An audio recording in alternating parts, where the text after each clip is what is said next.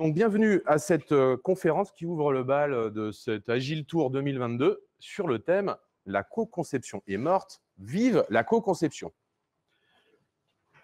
Alors, avant de commencer, je vais y arriver, voilà. Un petit mot sur moi. Donc, je m'appelle Sébastien Vieuxat, je suis UX designer et UX writer à SQLi, agence de Nantes. Ça fait 25 ans que je roule ma bosse dans le digital, à peu près la moitié dans l'UX.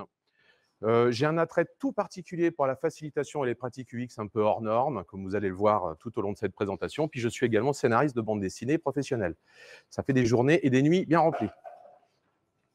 Alors, avant de commencer, je vais vous parler de la motivation pour laquelle j'ai fait cette conférence.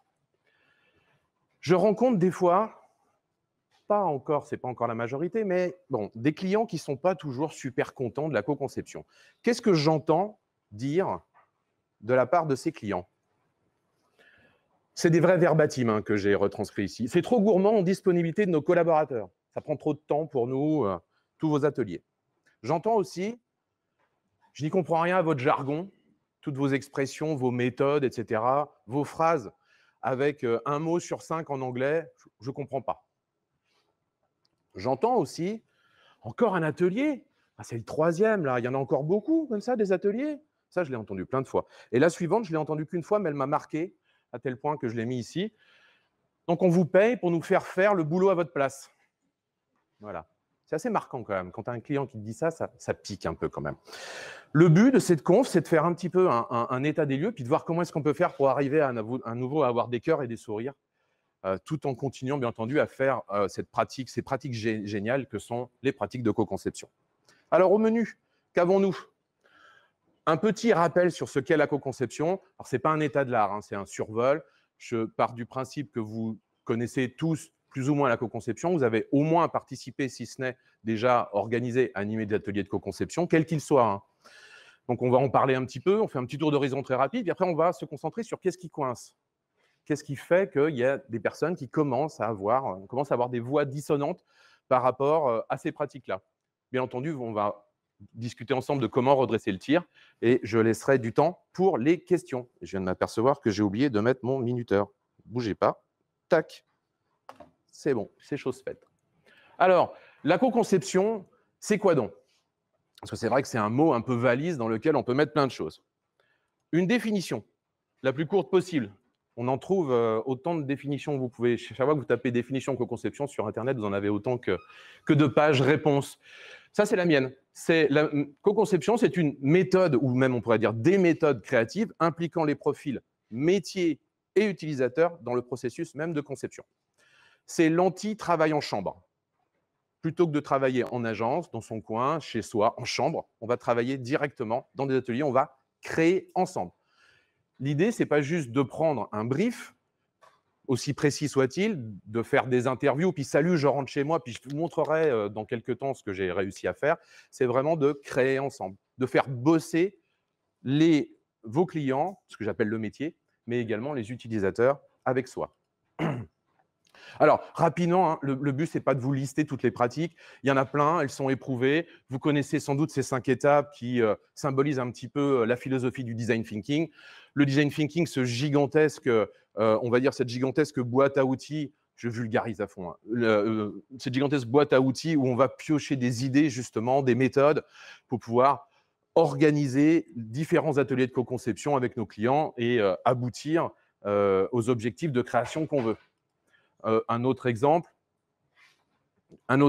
ici, vous reconnaissez peut-être les 5 journées de design sprint, qui émanent également du design thinking. Voilà encore une pratique de co-conception qui est très répandue. Je ne m'étends pas dessus.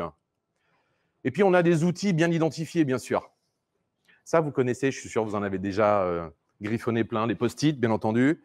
La vidéoconf qui n'a jamais pris autant de place depuis l'avènement du Covid et des premiers confinements. On l'utilisait déjà pas mal pour pouvoir discuter en remote avec des collègues qui n'étaient pas dans les agences ou avec des clients qui étaient un peu loin. C'est devenu quelque chose de banal désormais. On a également, je ne vais pas tous les citer, j'en mets juste quelques-uns, les tableaux blancs online. Là, c'est une capture de l'outil Miro. Il y en a d'autres, bien entendu, Mural, Klaxoon et puis tant d'autres. Ils fonctionnent tous sur le même principe. Et puis, il y a des outils qui peuvent être un peu plus exotiques, comme par exemple le eye tracking, qui nous permet de faire des tests utilisateurs vachement poussés. Voilà. Il y a une somme d'outils qui existent, qu'on sait utiliser, qu'on sait bien utiliser et qu'on apprend à utiliser très rapidement. Et il y a des avantages forts également à faire de la co-conception. Une vraie collaboration métier, utilisateur, UX. Encore une fois, on n'est pas juste à prendre un brief, on n'est pas juste à prendre une expression de besoin, aussi riche soit-elle, puis on rentre à la maison et on fait des propositions. On travaille vraiment ensemble. Là, pour le coup, le mot collaboration n'est pas galvaudé. Des méthodes ludiques, je l'ai mis entre parenthèses, et vous allez comprendre pourquoi après. Ce sont des méthodes qui, généralement, sont très interactives, où on bouge pas mal. Je parle des méthodes en présentiel, mais également en distanciel, même si jamais elles sont, par définition, moins dynamiques. Ce sont des méthodes qui sont également appréciées pour leur côté ludique. Pas d'effet boîte noire, c'est ce que je vous disais tout à l'heure par rapport au travail en agence. C'est-à-dire que je ne rentre pas chez moi avec mon expression de besoin, je me mets dans une boîte noire et quand j'ai sorti de la boîte noire, limite, la créa, elle est faite, quoi. C'est fait. Tu n'as plus qu'à valider, monsieur le client, c'est prêt, c'est chaud.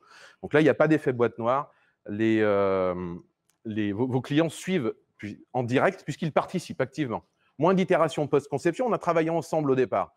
Donc, a priori, si par exemple, on a posé toute une architecture de contenu ou qu'on a posé des grands partis pris d'ergonomie, on va rarement revenir dessus puisqu'on l'a fait avec le client. Ça peut arriver, ça peut arriver. Ça arrive même de temps en temps. Il suffit juste qu'il y ait un partie prenant décisionnaire qui ne fasse pas partie des ateliers, qui dise son mot à la fin. Attendez, il faut que je montre à machin. Machin, il n'a pas du tout participé à la co-conception, et donc ça peut être compliqué et déclencher des itérations. Mais on les limite quand même énormément.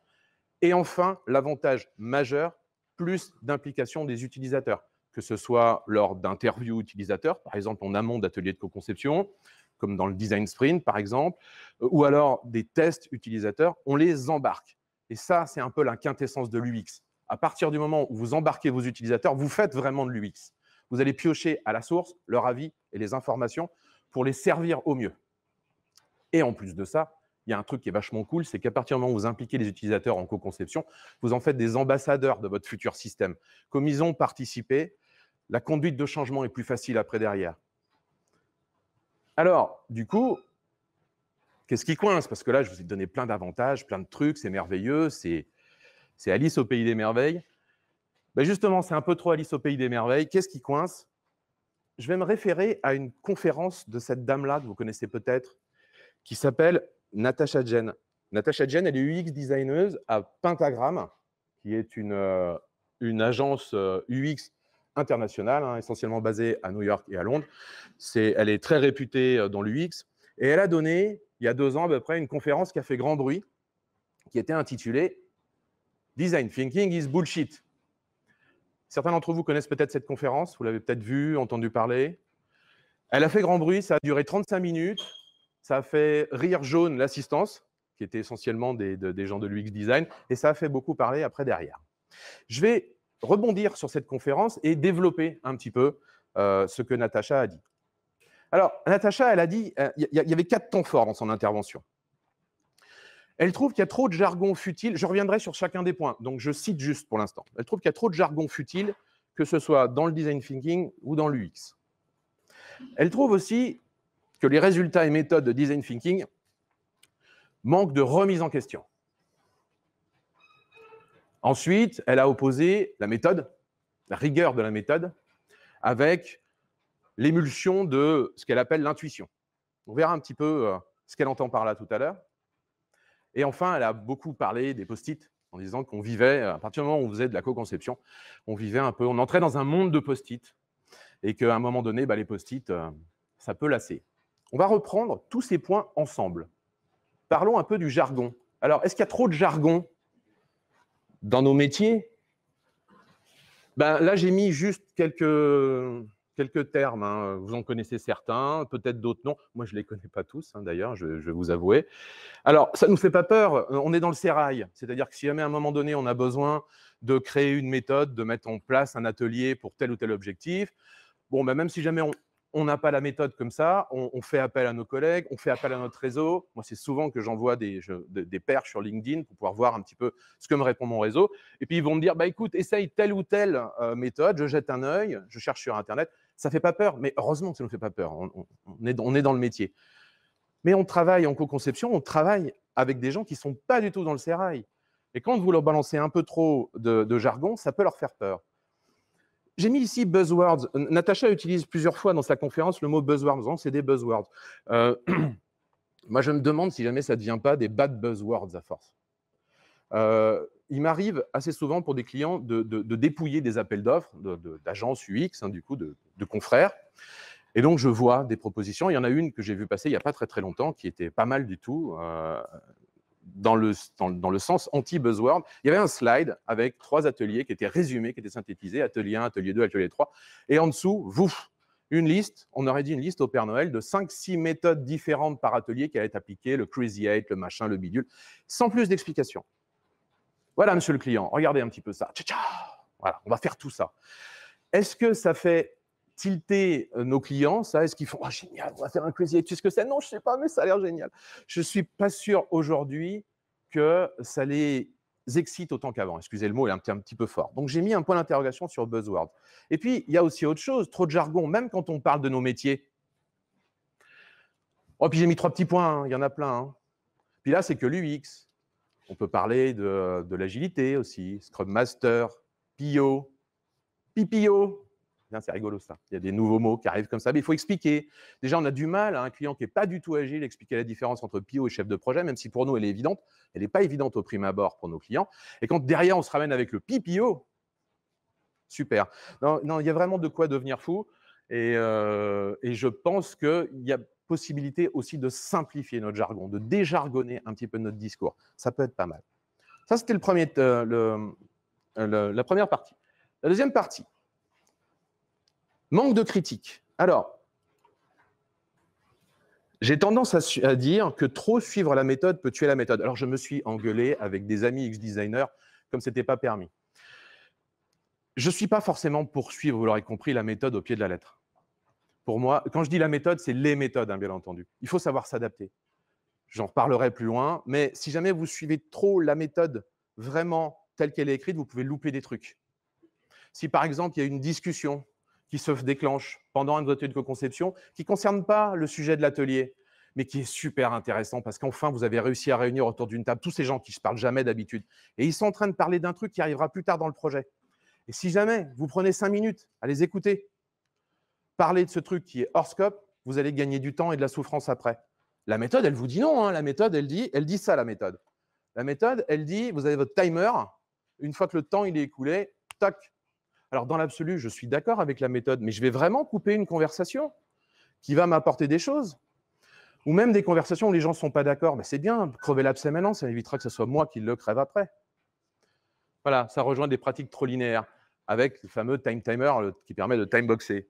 Je ne sais pas vous, hein, mais moi, j'aime pas cet engin, en fait. C'est le porter comme ça tout le temps à toute conception. J'ai l'impression d'être un Teletubbies. Et je trouve qu'il stresse plus qu'autre chose, en fait. C'est-à-dire que les gens, les yeux rivés dessus, ce qui devrait être apaisant et permettre de s'auto-organiser, peut, chez certaines personnes, provoquer une panique. « Il reste 5 minutes, j'ai pas tout dit !» À la limite, il vaut mieux dire, là, quand je pars sur 45 minutes, je dis, je vous dirai quand il reste 15 minutes et quand il reste 5 minutes. Juste, on le dit. En plus, ça permet de reprendre contact, de faire sortir un petit peu les personnes de ce qu'elles sont en train de faire pour se rendre compte de là ce qu'elles sont. Je trouve que c'est plus intéressant. Et puis, même si jamais c'est en train de changer, il y a cette philosophie du design thinking is all. C'est-à-dire, on accorde une foi totale et absolue aux pratiques qui sont proposées dans le design thinking. Et on n'en sort pas. Quand je vous disais que je m'étais pris la tête avec mes collègues, à partir du moment où je commence à leur dire qu'ils ont des attitudes qui sont dogmatiques, qu'est-ce que tu dis? Mais le design sprint, mais ça a été éprouvé des centaines de fois. Pourquoi tu ne veux pas faire les oh might we?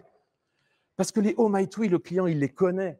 Il les a exprimés dans son cahier des charges. Il les a moulinés depuis des mois. On va vraiment repasser encore une demi-heure à lui faire redire ce qu'il sait déjà, ce qu'on sait déjà. Non, allez, vas-y, on zappe, on va gagner une demi-heure. C'est ce genre de choses. Voilà. Et le côté design thinking is all est en train tout doucement de s'effriter parce qu'on commence à avoir justement des voix parmi les clients qui commencent à dire « Ah, c'était chouette, mais ça a pris trop de temps. Ah, c'était chouette, mais cette partie-là, on avait déjà vu ça en amont, ce n'était pas la peine de le refaire. » Tueur d'intuition. Alors là, vous vous dites, le mec, il est cramé à 10h30 du mat, il nous colle un IRM en grand écran. Alors, c'est pour vous citer un exemple qui a eu lieu aux États-Unis dans un groupement, un grand groupement de cliniques. À un moment donné, ils se sont demandé comment est-ce qu'ils pourraient rendre le passage de l'examen IRM plus agréable pour les enfants. Passer une IRM, c'est pas agréable. On a la tête dans un tube de métal, ça fait beaucoup de bruit, on est inquiet, déjà en tant qu'adulte. Alors vous imaginez, les enfants, c'est pas le bonheur. Et donc du coup, il y a eu des groupes qui ont été montés par des agences de com avec des spécialistes médicaux, des chirurgiens, des directeurs d'établissement. Ils ont phosphoré. Et ils sont arrivés à ce résultat. Ce résultat qui est très bon, parce que quand on procède par élimination, une IRM, je ne peux pas enlever le bruit, je ne peux pas ne pas mettre la tête dans le tube, je ne peux pas rendre l'aspect complètement différent de la machine. Donc, le seul truc que je peux faire, c'est peindre. C'est au moment où je vais rentrer dans la salle, waouh, c'est joli, c'est vachement plus. C'est vrai que c'est quand même vachement plus sympa que ça. On est bien d'accord, hein? Bon. Mais finalement, quand on réfléchit bien et quand on procède un peu par élimination, comme je viens de le faire très très vite là, on avait vraiment besoin de mobiliser 20 spécialistes avec des coûts journaliers longs comme un bras et une cuisse pendant des mois pour pouvoir arriver à ce résultat. On ne pouvait pas juste challenger quelques UX designers après une prise de brief. Là, pour le coup, on ne fait plus de la co-conception, effectivement, pour arriver à un résultat plus rapide. Je pense que si. Puis je pense que du coup, ils auraient gagné un petit peu en budget pour la partie artistique parce que c'est Winnie l'ourson. C'est un mix entre Winnie l'ourson et Tigrou. Je ne sais pas. Je ne sais pas du tout. Mais voilà, là, on a pris un marteau-piqueur pour écraser une puce. Ça ne veut pas dire que ce sujet est aussi gros qu'une puce, il est très important. Ça veut juste dire qu'on pouvait peut-être, là, pour ce coup-là, faire peut-être quelques ateliers de réflexion pour pouvoir qu'on s'oriente vers des choses très rapides et ensuite travailler en chambre et venir proposer des choses. Là, ça a été très long et très coûteux. Parce que tueur d'intuition, parfois, on a des grandes attentes. Et puis la réalité, voilà, comme chez McDo, il y a une différence entre les photos et puis quand on ouvre la boîte, je ne sais pas ce qui vous dégoûte le plus à 10h30, un burger dégoulinant ou une IRM, je ne sais pas. Je vais vous redonner un exemple ici. J'ai un client chez qui je devais travailler pour faire de l'ensemble de l'ergonomie de son application métier. Et lors du brief, il était émerveillé. Il sortait de 3 mois de design thinking avec une agence parisienne. C'est génial, on a fait plein de trucs, on a réfléchi ensemble, etc. Et puis, il n'arrivait pas à me dire finalement ce qu'ils avaient concrètement fait. Et à un moment donné, je lui ai dit, bon, je peux voir les livrables, parce que je ne comprends pas en fait ce que vous avez fait. Et du coup, j'ai regardé. Il y avait un rapport de positionnement de marque qui avait déjà été fait en amont par la direction. Donc, ils l'ont confirmé. Chouette, pas perdu du temps là non plus. Et au final, ils avaient récupéré une ligne graphique déclinée sur 4 écrans. Très réussi la ligne graphique, rien à dire, super. Pour de vrai, j'insiste, je suis tellement cynique, pardon. Et du coup, j'ai dit, ah ouais, il doit être 3 mois, d'accord, à mi-temps, d'accord. Toi, et puis ton groupe, ton PO, d'accord, ok, c'est chouette. Ah, tu vois là, par exemple, là, le portrait là, en hero banner, là, là, on a mis 2 séances à trouver, mais qu'est-ce qu'on est content. Ah ouais, vraiment, pour un hero banner, 2 séances, d'accord. Donc parfois, c'est bien, mais le trop peut être l'ennemi du bien. Là, c'était clairement surdimensionné. Trop de post-it, c'est le 3e sujet. Non, vous croyez, à peine. Ce n'est pas une vraie photo d'un vrai atelier, parce que là, ça serait vraiment n'importe quoi pour le coup.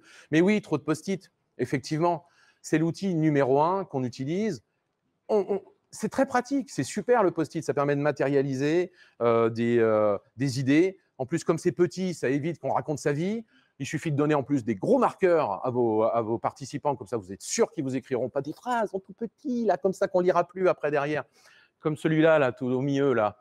Merci, là, quand on me fait des post-it comme ça, je suis heureux.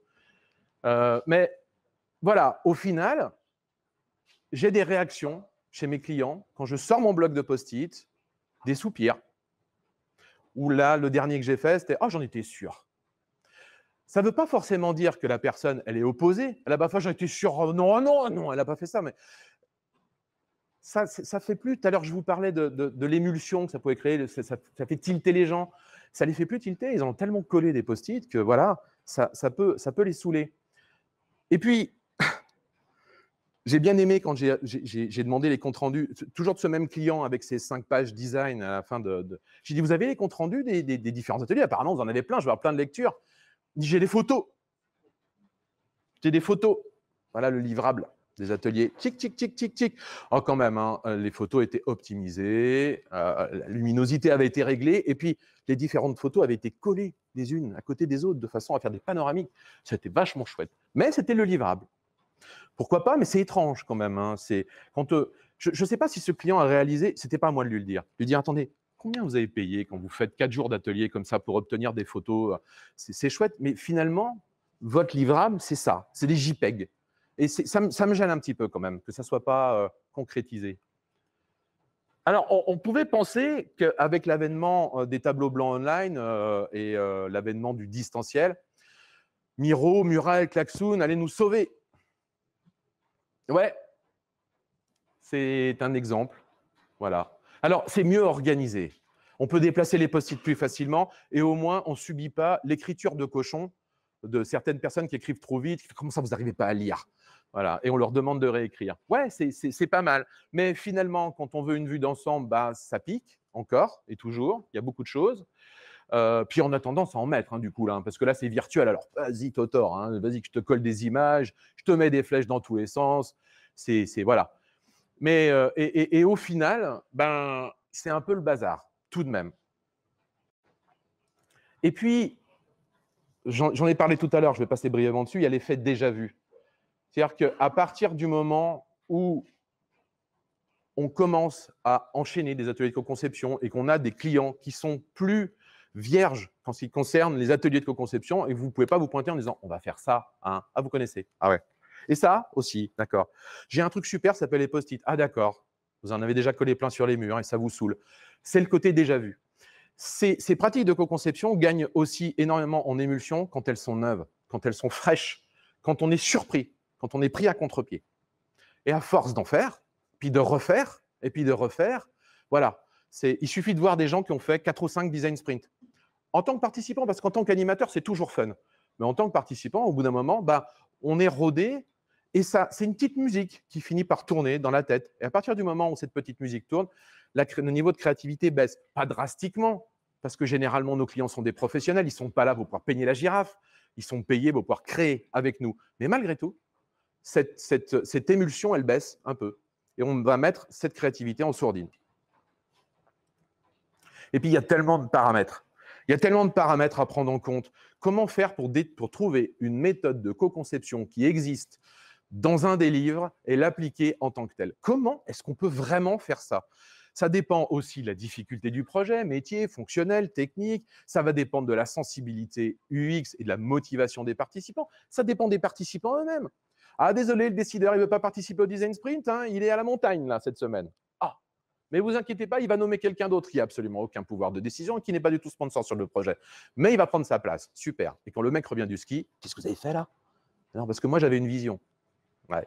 Bah ouais, tu étais sur la piste noire, puis sur la piste rouge. Et en attendant, eh ben, on a avancé sans toi. Ça dépend aussi de l'expérience de l'animateur et des UX boys and girls qui l'accompagnent. Généralement, l'animateur est rarement seul. Quand on fait des ateliers de co-conception, bah, ça dépend aussi de leurs expériences. Et puis, bah, l'organisation, et en particulier depuis le Covid, on est passé brutalement du présentiel au distanciel. Wow, oh, attendez, attendez. Ouais, moi, j'avais un design sprint qui était prévu, il a été annulé. Mais non, il n'a pas été annulé, il a été transformé. Ah, d'accord. Donc, j'ai 2 jours pour me préparer. Ça devait être lundi. Non, 3, parce que c'est tombé un mardi, je me souviens, le premier confinement. J'avais un design sprint le lundi suivant, j'ai 3 jours. Comment je fais? Bon, alors, Miro, ça marche comment? Ouais, d'accord. Il n'y a pas des méthodes qui existent, bien sûr que non. Ah, Jack Knapp est en train de travailler sur l'adaptation. Très bien, super, du design sprint. Ah, il est en train de travailler. Bon, bah, moi aussi, je vais être en train de travailler. Il a bien fallu sortir quelque chose. Et puis, il y a ce petit truc aussi qui rend nos réunions complètement incroyables, impalpables et qui nous oblige à nous adapter. Il y a 2 semaines, j'étais en atelier architecture de contenu chez un client à Bordeaux. 7 personnes. La veille de partir, ah, au fait, j'ai une personne qui sera en distanciel. Un atelier tri des cartes en distanciel, t'es sérieux, vraiment? Atelier des cartes où on en fout plein la table. J'avais tout imprimé. On a des jeux de cartes dans tous les sens, on trie, on bouge, on se bouscule. C'est le but, c'est le but. C'est dans la méthode d'ailleurs. Et vous voulez vraiment que je passe tout ça sur Miro, etc. Bon, ben non, j'ai dit non en fait. Voilà. J'ai dit ben non. Ce qu'on va faire, c'est qu'on va la garder en intervention à la fin et on va lui faire une revue de nos travaux. Elle va être un petit peu l'œil qui va superviser ce qu'on a fait pour nous donner notre avis à chaud. Ce n'est pas vraiment ce que j'attendais d'elle au niveau de la co-conception, mais à un moment donné, on ne peut pas faire non plus tout et n'importe quoi. Mais c'est un sacré défi. Rien que ce mot-là, là déjà, est un sacré défi. Et au final, tout ça pour dire que la co-conception, c'est un objet très fragile.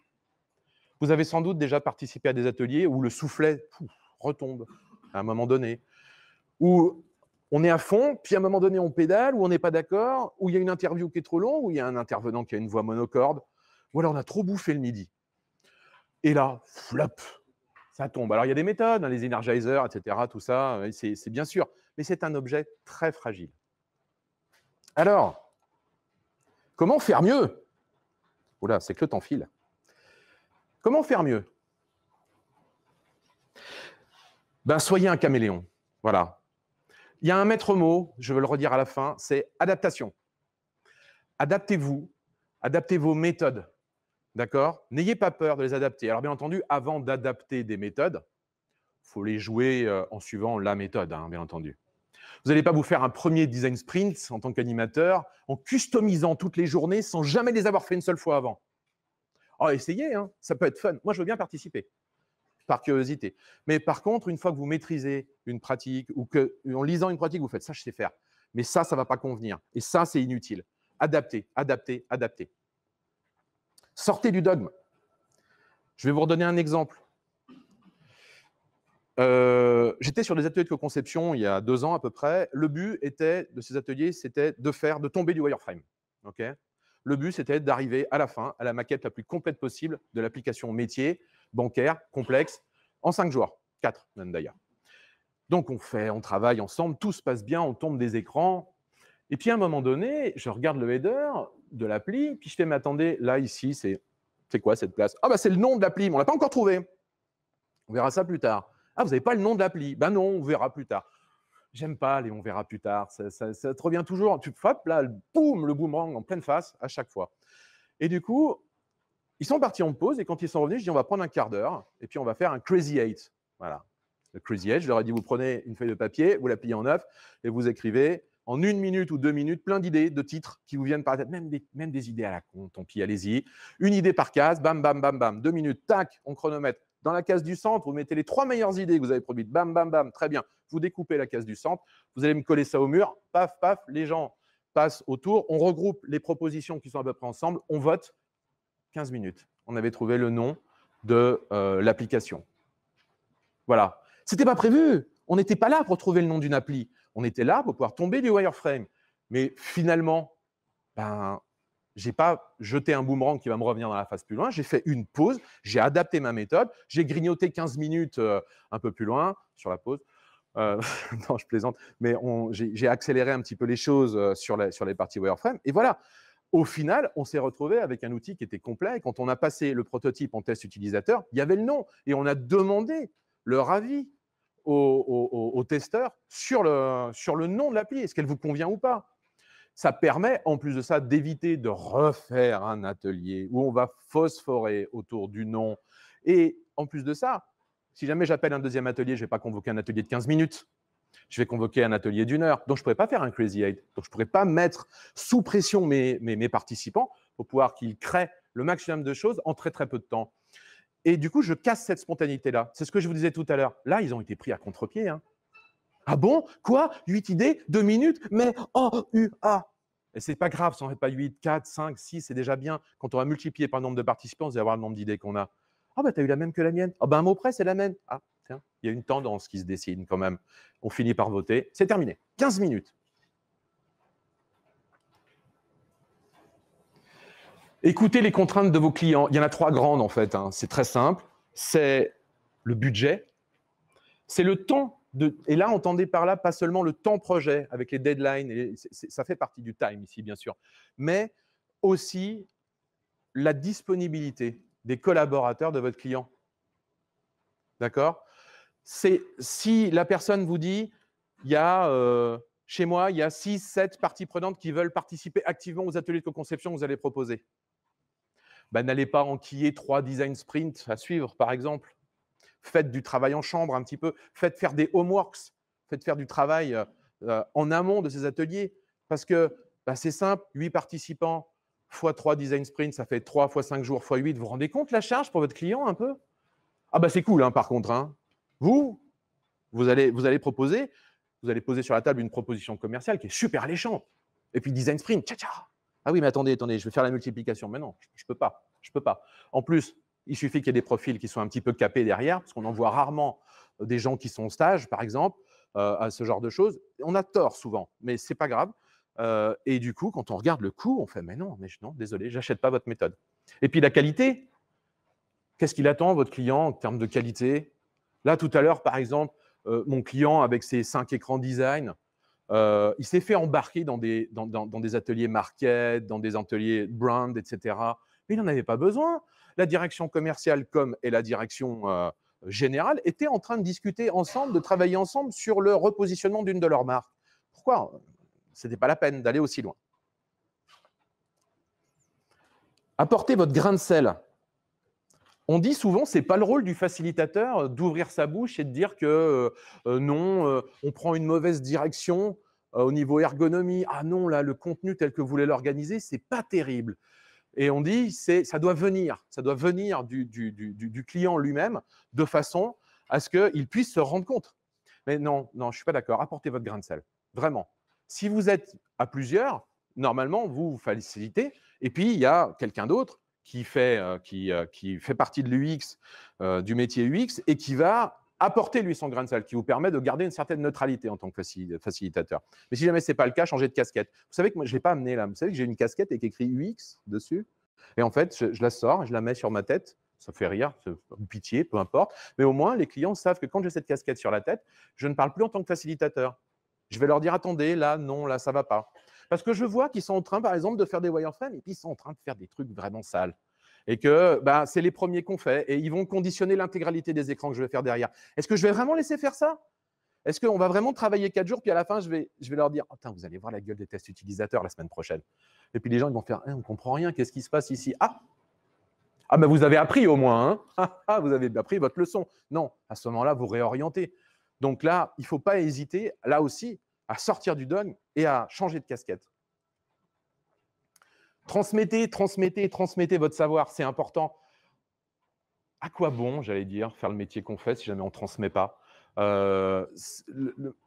L'idée ici, ce n'est pas forcément de transmettre intégralement son savoir et puis de transformer vos clients en experts UX, en experts agiles, en facilitateurs hors pair, mais donnez-leur des billes.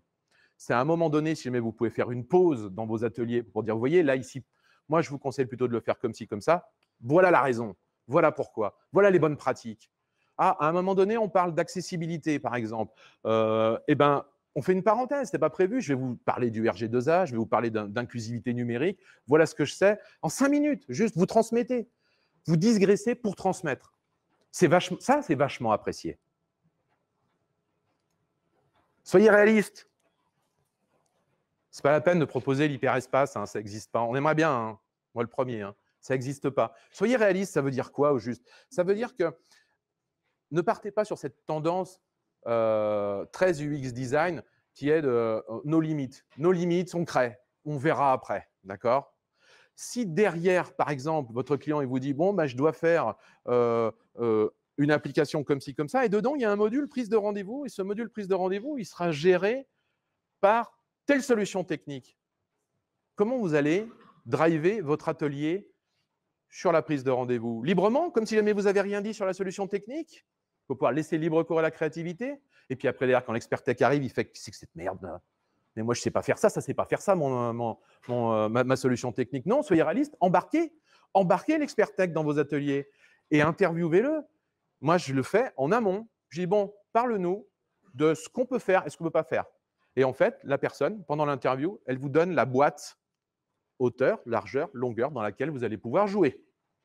Et vous ne sortez pas de la boîte. Alors, ça peut être un peu frustrant, mais au moins, vous produisez quelque chose qui est réaliste. Et enfin, dernier point. Gardez l'esprit autocritique. Il ne faut pas hésiter à revenir sur son boulot quelques temps après quand ça a refroidi. Tout à l'heure, je disais, je suis scénariste de bande dessinée. Ça fait 15 ans que je fais des BD. Quand je rejette un œil sur mes premières BD, ça me pique les yeux. Hein. Je me dis, ben non, mais j'aurais jamais écrit un truc comme ça. Aujourd'hui, c'est pas possible d'écrire un truc comme ça. Ben, c'est pareil sur toute création, finalement. Il y a des fois, quand on réouvre les choses qu'on a fait, parfois récemment, il y a 1 an ou 2, on fait, waouh, t'as vraiment fait ce wireframe là? Ah ouais, t'as proposé ça. Ah ouais, c'est pas étonnant que ça n'ait pas passé. Donc, gardez l'esprit autocritique. Natasha Jen, ce qu'elle fait, c'est que dans son bureau à Pentagram, elle a un mur où elle met ses dernières réalisations. Dès qu'elle a une nouvelle réalisation, elle en fait quelques extraits, elle colle au mur, et puis ben, elle dépile, hein. Hop, elle enlève les plus anciennes. Alors, il y a un côté trophée aussi, attention, hein, en faisant ça, bien entendu. Il n'y a pas qu'un côté autocritique, il y a le côté un peu, quand elle reçoit des clients ou des partenaires, ça fait un petit peu le Wall of Fame. Voilà, j'ai fait tout ça.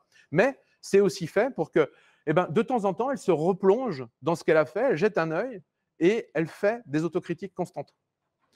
Ça, c'est quelque chose qui est très important. Un mot à retenir, et il me semble que c'est le dernier slide, après je prendrai vos questions. Adaptation. La co-conception est morte, vive la co-conception. C'est une expression, bien évidemment, volontairement provocatrice, peut-être moins quand même que design thinking is bullshit, hein, tout de même. Je suis un amateur quand même à côté. Mais l'idée, c'est de dire que face à des clients qui sont moins hypés, comme diraient les jeunes maintenant, hypés qu'avant, ah ouais, on va faire ça, génial. Non, attendez, je l'ai déjà fait. Bon, si on pouvait pas trop faire ça, parce qu'on est déjà au courant, ça c'était un petit peu long la dernière fois, hein. On le fait à un autre moment. Voilà. Adaptez vos pratiques, adaptez votre façon d'être quand vous êtes en atelier, c'est-à-dire adaptez-vous en live, adaptez-vous en amont, n'hésitez pas, et adaptez vos méthodes. Adaptez votre discours aussi. C'est chouette quand on est entre nous de jargonner, c'est très chouette. Mais avec nos clients, voilà. Mais j'ai eu un client une fois, premier mot anglais, hein, au milieu d'une phrase, stop. Ah, qu'est-ce qui se passe? Soit vous trouvez une solution pour pouvoir enlever tous vos mots en anglais, vous remplacer tous vos mots en anglais par des expressions en français que je comprends, ou je pars. C'était une personne qui représentait l'agence de Paris chez mon client qu'on a eu beaucoup de mal à faire déplacer sur Nantes. Elle n'allait pas repartir. Elle avait très envie de repartir. Je n'allais pas la laisser repartir. Bon, ben, du coup, voilà. Comment on dit un crazy 8, hein, un fou 8, c'est voilà, ça peut être un exercice périlleux, mais il faut s'adapter. Voilà. Est-ce que vous avez des questions? Là, pour le coup, on a le temps. Hein. Faites-vous plaisir. Faites-moi plaisir. C'était super clair, génial, vous avez tout pigé. Ou alors j'ai défoncé des portes ouvertes pendant 37 minutes et je vous ai ennuyé prodigieusement. Personne ne veut me rassurer en plus. Hein. Incroyable. Oui. Attends.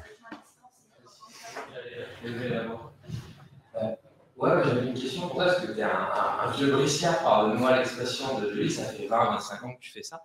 Pour un jeune qui commence à faire ça et qui a tendance à plutôt suivre la méthode parce que c'est un peu rassurant aussi, qu'est-ce que tu conseillerais pour essayer, tenter des trucs pour petit à petit sortir un peu du dogme, comme tu disais, et puis être plus à l'aise et plus adaptable?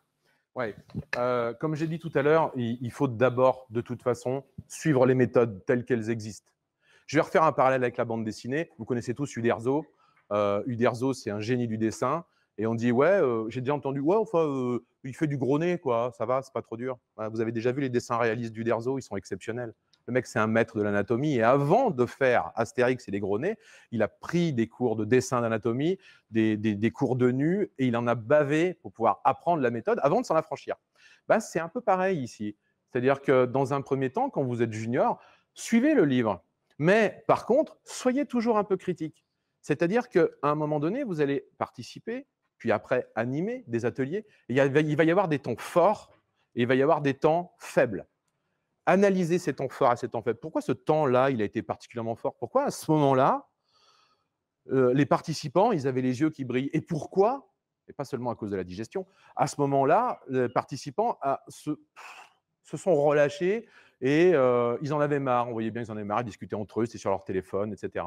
Analysez, critiquez tout le temps. Et puis, n'hésitez pas à vous servir de votre réseau. Faites des recherches sur Internet. À un moment donné, si vous avez besoin d'animer un atelier, là, par exemple, une fois, on m'a dit en 1 heure, il faut qu'on prenne une décision à 4 sur un event qu'on doit faire l'année prochaine.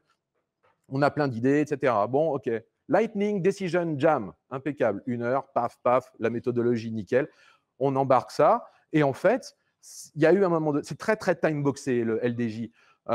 Et à un moment donné, on est sorti du time-boxing parce que ça discutait, ça débattait sur le budget, sur les différents événements possibles. Bon, est-ce qu'il faut laisser faire?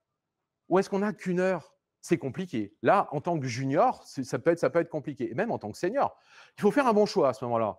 Soit on laisse parler, et puis il y a peut-être des choses qui vont déborder, sachant que cette personne et cette personne, de toute façon, elles n'auront qu'1 heure 00 et elles ne pourront pas déborder. Soit on fait, désolé, mais là, le but, c'est de prendre une décision sur quel event. On discutera des budgets après derrière. Il faut, en live, prendre la bonne décision. Il n'y a pas de recette magique. Et on se gourre, même encore des fois, moi je me gourre. Et des fois, je laisse traîner des discussions qui s'enveniment. Ça m'est déjà arrivé là. On fait merde. Ah là là. Non, non, vous disputez pas. Hein, c'est bon, c'est pas grave. Hein, on s'aime tous. On fait de la co-conception. Et du coup, c'était pas une bonne décision. Et par contre, il faut retenir à chaque fois, noter, garder l'esprit autocritique. Et ouais, puis tomber, ça fait partie du voyage aussi. Parce que derrière, on se relève. C'est beau ça. Une autre question? J'ai répondu à ta question. OK. Une autre question? Alors, vous avez le droit d'être méchant, vous avez le droit de ne pas être d'accord, vous avez le droit de me dire que ma présentation, ce n'était pas terrible et que j'ai raconté des cracks. Vous avez le droit, hein, c'est vraiment. Hein. Vous avez le droit. Oui?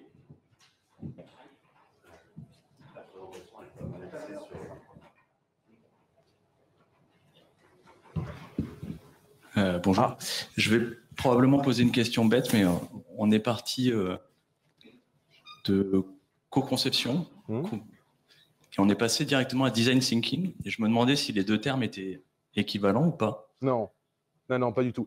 La co-conception, c'est vraiment un mot très, très global pour dire on bosse ensemble. Si jamais on remonte à l'étymologie du mot, c'est vraiment travailler avec, concevoir avec, co-conception.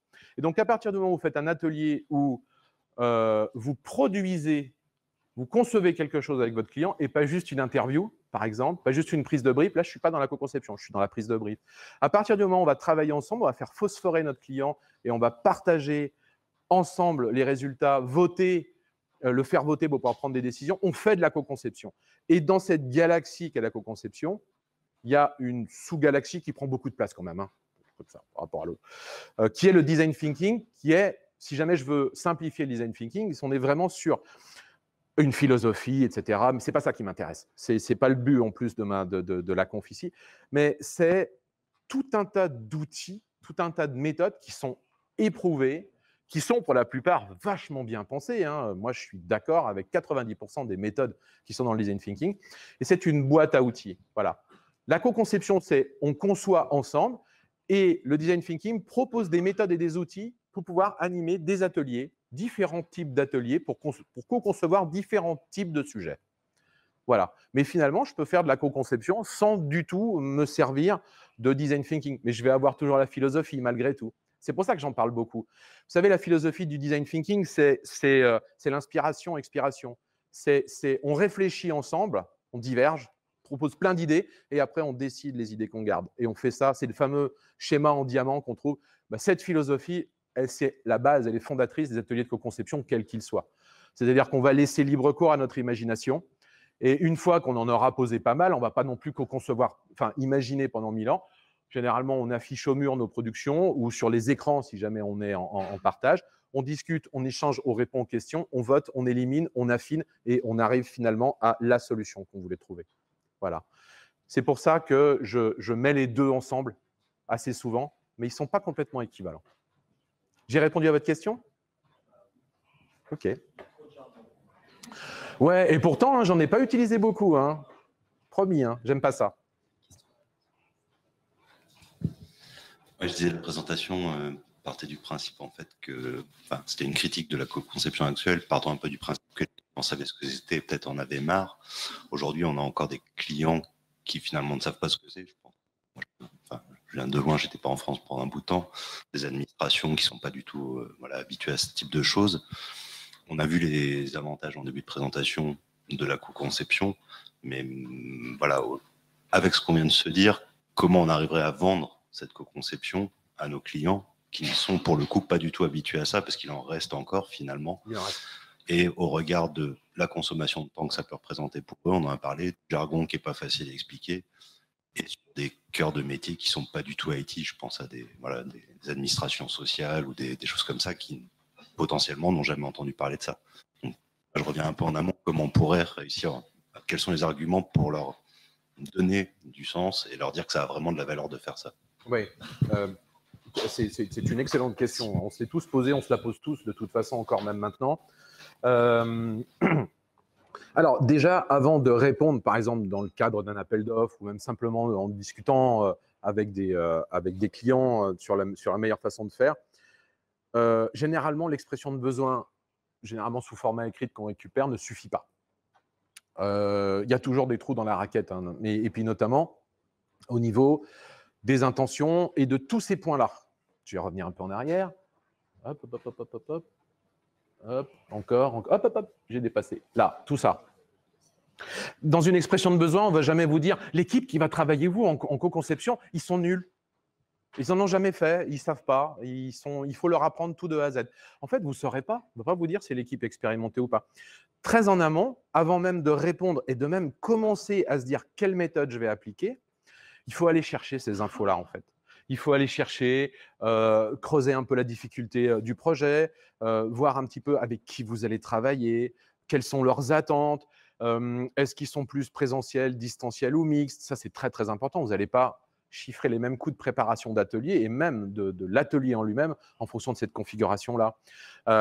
Et quand vous allez… Et puis, il y a également le trigramme de tout à l'heure, hein. Celui-ci, bien entendu, qui est super important.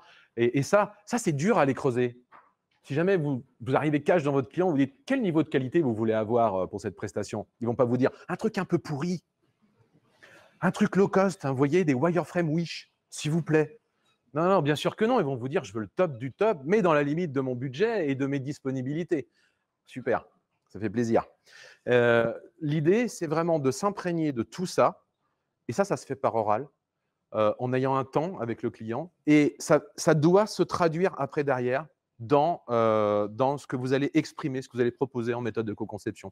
C'est-à-dire, vous n'allez pas sortir en disant « Voilà ce qu'il vous faut, c'est la méthode alpha oméga, elle est trop bien, regardez, attendez, on vous la décrit parce que vous ne la connaissez pas, etc. » Il faut que vous mettiez en regard votre connaissance du client, de son projet, des choses que vous avez été chercher qui ne sont pas dans l'expression de besoin au départ pour montrer que vous avez déjà eu une démarche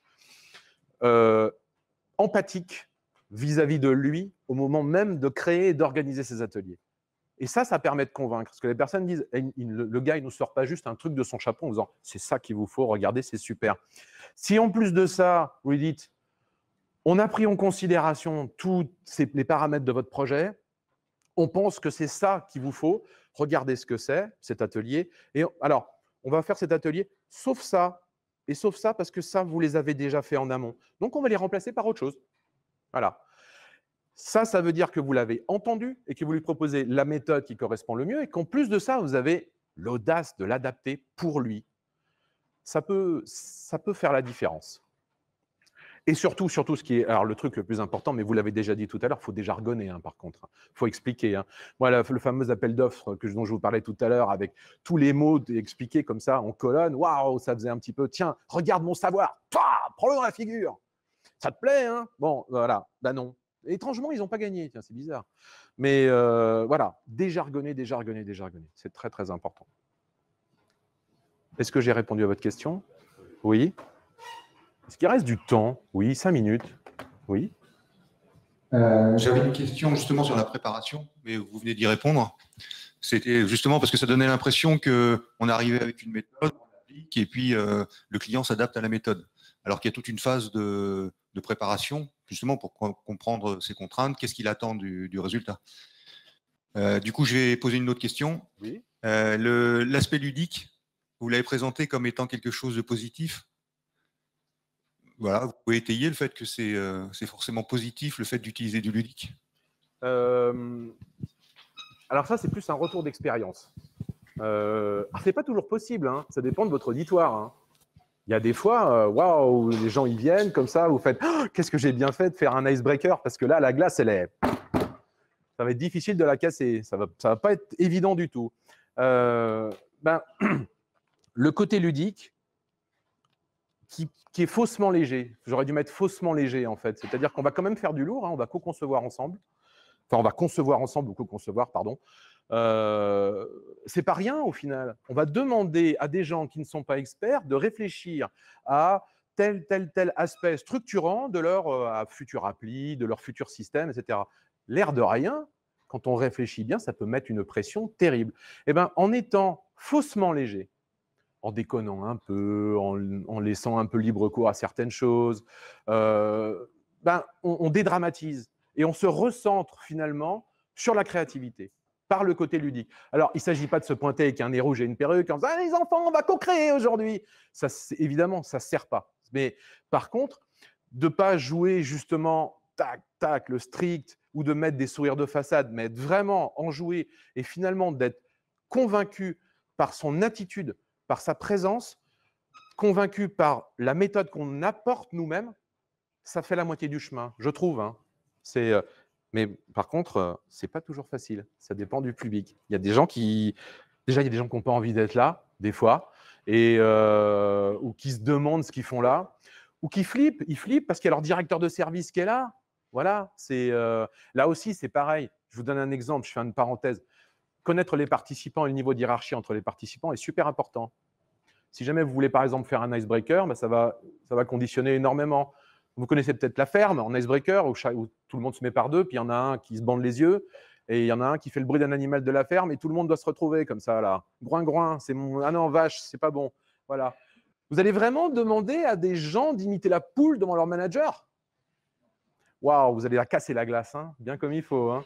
Donc, vous voyez, typiquement, voilà. Là, ça peut être, j'apporte du ludique, mais je me suis bien trompé.